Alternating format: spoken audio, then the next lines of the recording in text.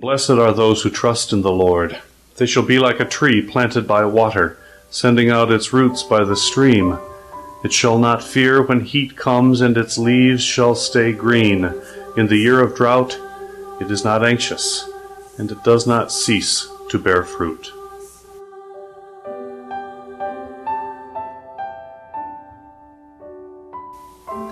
In 1958, my grandparents celebrated their 35th wedding anniversary. Now, most people make a big deal out of their 50th wedding anniversary, but for my grandparents, 35 years together was very special. 4 years earlier, my grandfather had been stricken with a massive stroke. For a while, none of us thought he would live. He had to learn to walk and to talk all over again, just like a child. He eventually made a remarkable recovery, but as remarkable as Grandpa was, none of us gave him much chance for a long life. No one believed that he would live to celebrate their 50th year together. Thus, the big 35th anniversary celebration.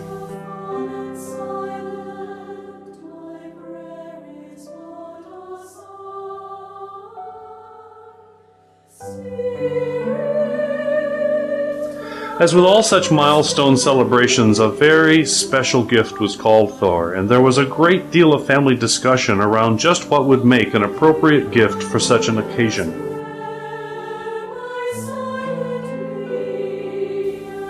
Well, I don't remember who came up with the solution, but I've always thought that the solution they reached was perfect. In honor of their loving 35 years together, we planted a tree.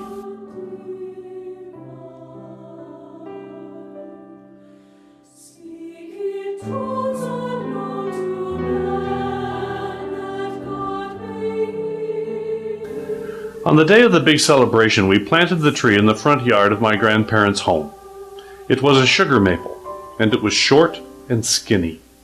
In their new subdivision of Paw Paw, Michigan, it was about the only tree around. All of the other new homes stood on square parcels of sand without a tree in sight. This was the first new tree on the block.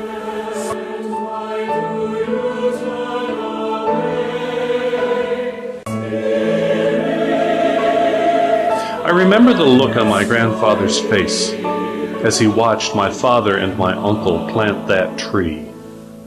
There was some sadness in his eyes as he realized he could no longer participate in such work, but there was joy as well. There was the joy of knowing that something had been put in place that was durable and strong, that would withstand whatever the coming years might bring. I remember my grandparents standing together with their arms around each other. And then my grandmother spoke. "Daddy," she began, using her most affectionate address for him, "this tree will be here long after you and I are gone." Because of his stroke, my grandfather could only nod his understanding and hold her all the tighter.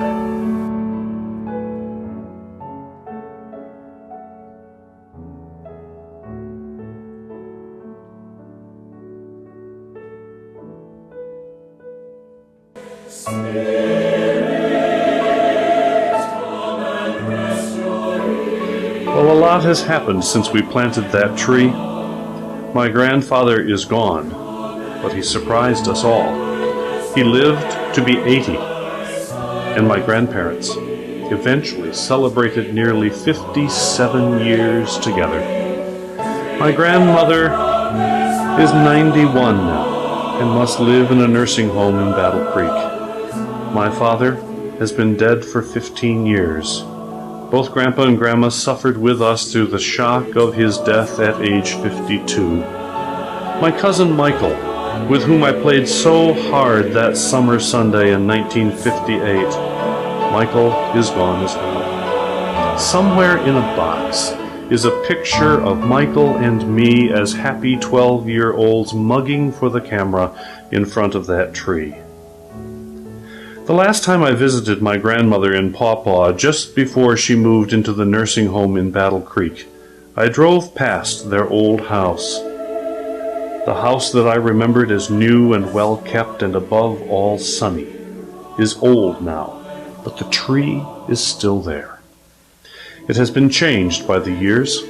The trunk is now nearly a foot thick, and somewhere during the past 37 years, some trauma caused the bark to split so that one side of the tree carries a thickly healed 8-inch scar. But the tree is straight and strong.